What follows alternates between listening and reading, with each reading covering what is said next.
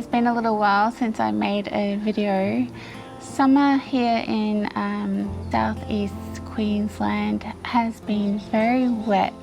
My garden was overwhelmed with all the rain, and a lot of plants just succumbed to all the wet, soggy soil and the humid conditions. So a lot of my plants didn't perform as well as I'd hoped. A lot of the wood chip was also washed away in my garden, so the weeds took over and it was just too wet outside to go out and do any maintenance. So it wasn't a very enjoyable season in the garden. The corn did well initially, the beans did well initially. The Malabar spinach grew over my arch that I made, and it got so heavy the whole thing collapsed, and I decided that I wasn't that big a fan of Malabar spinach, but it grows really well in the subtropics. So if you need to grow a green in the subtropics, Malabar spinach is the way to go. The other greens I grew were the kangkong, and it grew really well. In fact, it's more like a weed, and it can take over your garden if it's nice and wet. So I think kangkong grows in like waterways in Asia. It loves the wet conditions, so if your soil is going to be really soggy most of the time, it's going to do really well. It can grow beyond the garden bed, and it's actually really hard to kill too, because I had it growing in pots and I pulled it out and I left it on the veranda and it was still alive like 2 months later. So that stuff doesn't want to die. And if you pull it out, I'd recommend putting it in a plastic bag, or else it may spread. I don't know. That's my experience with it. So, but if you like the taste of it, go for it, and if you can control it, go for it. But for me, I won't be growing that one again unless I'm starving and need some greens.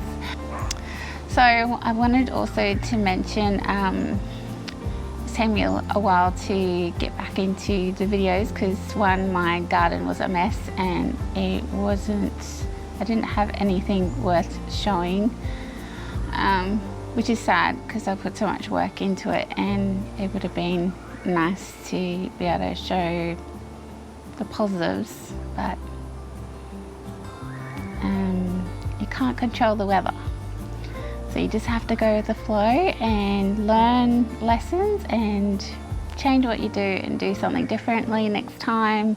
But it may be just a normal thing now that we're going to experience more wet weather during our rainy seasons, our summer seasons. The world is changing, and it's changing dramatically, so we need to adapt and be flexible and find ways to grow our food and be resilient in these times. So on that note, I just wanted to comment on so with all that's happening in the world. So in Australia, along the east coast, we're March 2022, we've had quite a lot of flooding from Gympie, which is north of Brisbane and Queensland, down to Sydney, and a lot of people have lost everything and in the process of cleaning up and possibly relocating, and they do need a lot of prayers and support at this time. So I'll try and leave some links to some charities that are supporting these people. My heart goes out to them at this time. Also the wars that are happening over in Europe, pray for the people of Ukraine. Yeah, so a lot of turmoil happening in our world at the moment, and I really pray for those people that are suffering at the moment. In our own countries, we may be feeling quite powerless with everything. Our own lives are changing with increasing petrol prices and food prices. The future is not really clear what's happening. Just thought I could encourage people to have hope, resilience, and be flexible, and just pray for wisdom and guidance during this time. So I feel like with each new season too, it's time to have a fresh perspective on things, so you can pull out the old and learn from the past season what you can do better, and like make notes for the next time and just change what you do slightly. So what are practical ways that we can look after our families and also look out for each other and our communities? So I think the humble veggie patch is going to be an essential survival tool of our futures and in our ever-changing world. So with the food prices increasing and possible food shortages due to like different things, like we've had floods here that's blocked the roads and that's stopped the food coming through to us. We need to be more resilient and not be relying that the shops are always going to have food for us when we want it. So that means buying the essentials in bulk if you can, like, you know, flour, rice, sugar, oats, you know, the grains and the canned goods, and thinking about what foods you eat that are fresh, that you can grow yourself and grow well in your area. So do your research, what grows well in your area, and just learn from, also ask people, what do you grow well? And if you're struggling, like find out like some tips from them. How do they grow that food? I think it's time to do like the hard work and find out these things and get things growing now before, you know, you get to a point where you're like, oh, we've got nothing to eat.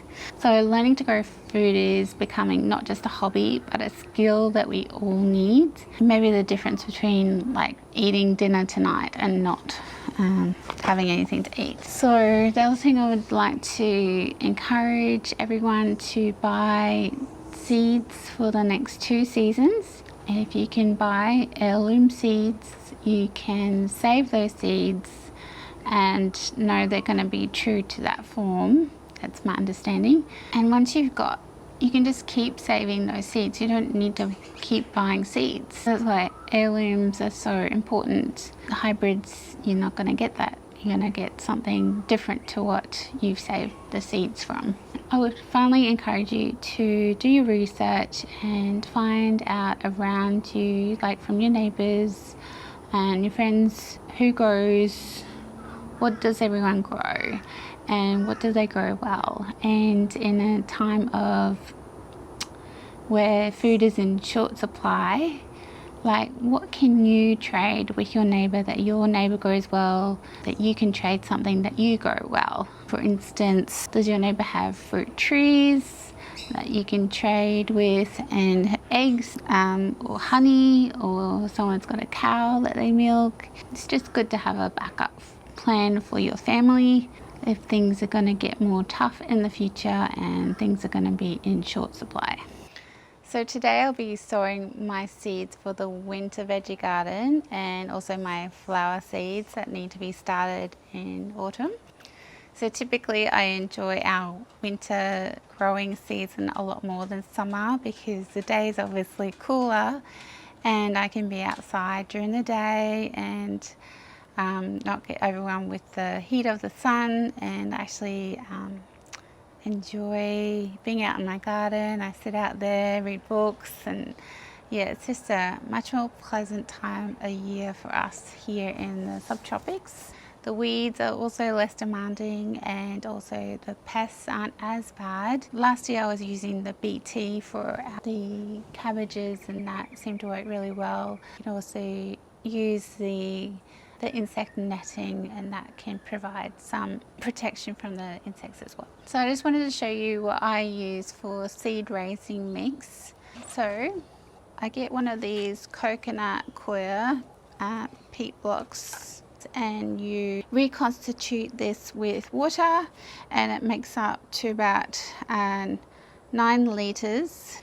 So what I've been doing is that I've been rehydrating it with some liquid fertilizer, and I'll just show you. So I just get some of this veggie power feed, so this is like organic plant food.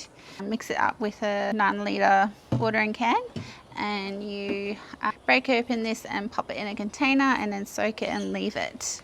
And this is what you end up with. And that is a nice crumbly mix.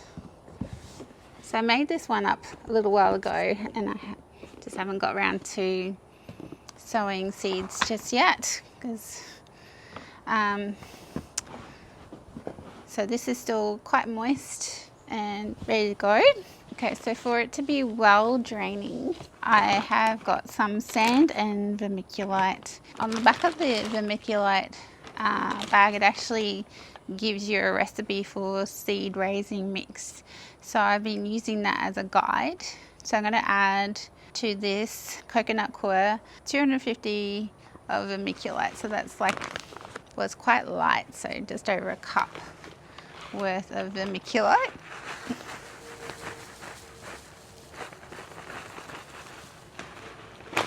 It's quite dusty, so don't breathe it in.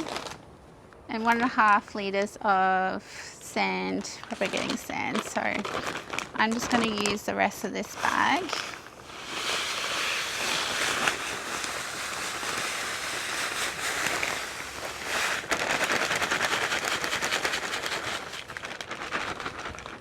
Now I found with this mix, there's not a lot of nutrients in this mix to get little seedlings up and going. So unless you're onto it with the liquid fertilizer once a week, I would encourage to put some organic matter in it, such as compost. I have been adding my mushroom compost to the mix, and so that just gives it a little bit more nutrients for the plants to be sustained by. So this stuff is just out of my compost pile. So what I'm going to do is I'm going to grab this little garden sifter, and I'm just going to make sure there's no lumps in my compost. I'm going to sift out the lumps before adding it to my seed raising mix.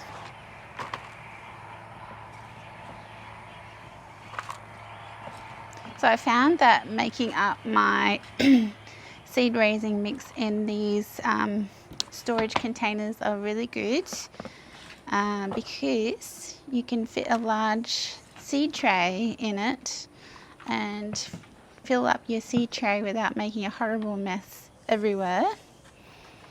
And you can put the lid back on when you finish to stop any grubblies moving in and making their home in your mix, and also random weed seeds and all that you want to avoid. So I'm gonna do this and come back and show you. All right, so I'm not sure you can see, but anyway, that's got all the lumps out, and now I'm just going to give it a good stir. Let me just show you what the mix looks like. So it's really nice and light. It's beautiful, and I don't need to add any more moisture to it. It's damp enough. I've got all the lumpy bits out of the compost. These are my seed containers, seed storage containers. This one I haven't used yet, but this one is actually from Kmart, and it only costs about $15. And I was actually searching for them initially, but there were none in stock, so I bought these from Spotlight and they were a little bit more expensive. They've been really good. There's more storage boxes in these ones. So I've got all my winter veggies and some flower seeds in there as well. So I've got a few of these trays now that come with the seed tray and the water tray underneath, and then the dome over top. So I'm going to be using a mixture of these today, and I've got so many of these seedling trays from plants that I've bought from Bunnings, so I've saved a lot of them. I've also got these large trays from Subway that there were the covers for like takeaway Subways or something that my husband brought home.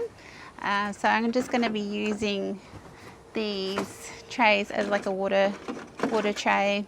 In my little setup over there, I've got the lights, and this just stops the water dripping onto the lights and also enables the plants to have a water supply for a few days. When you do fill up the seed trays, you just want to put a little bit of water in the bottom and let that soak up through, and top it up every couple of days, and just make sure your seeds don't dry out.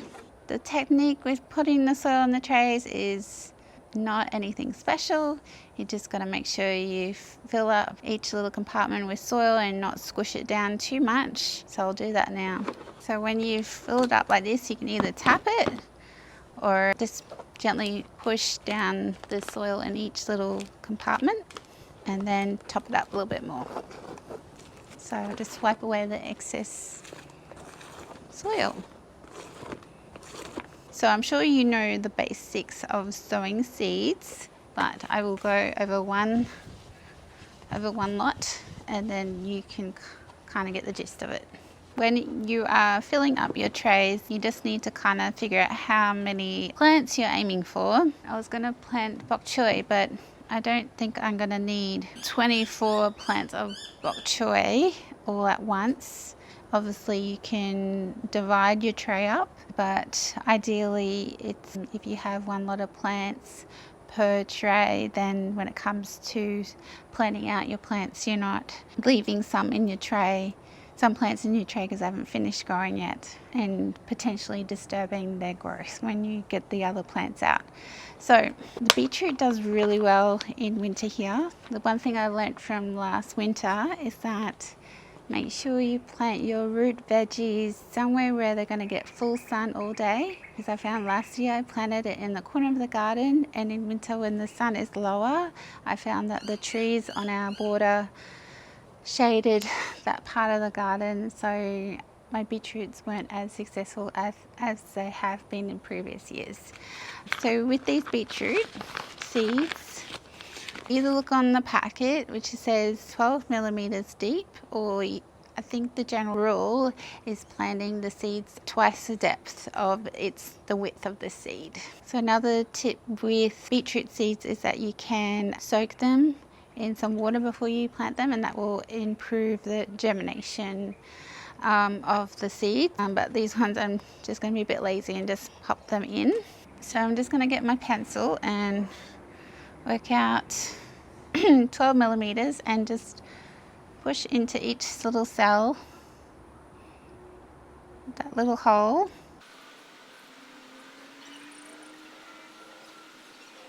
You can also do this with your fingers, but if you are just learning, you can be a little bit more exact if you want to.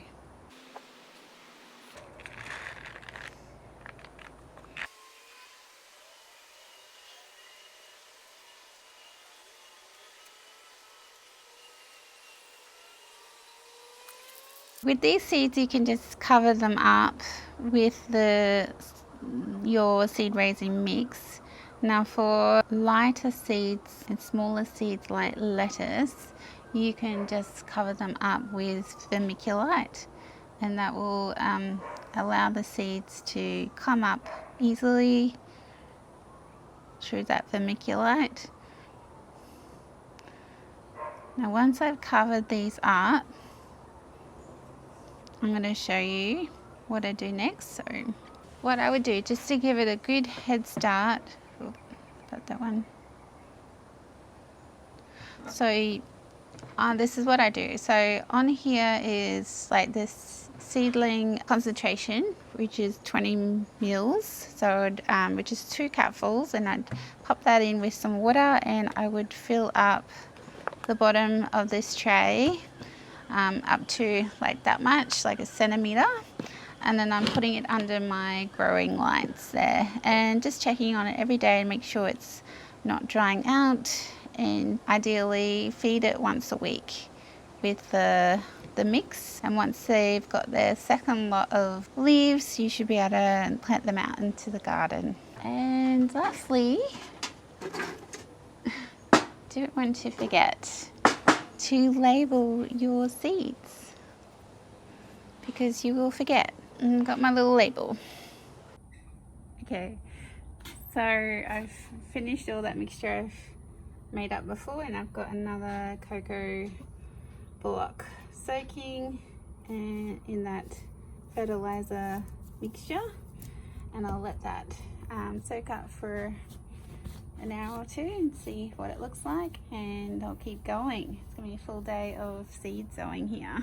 I've got 4 trays done: Chinese cabbage, onions, beetroot and baby broccoli. So, and I've just filled up,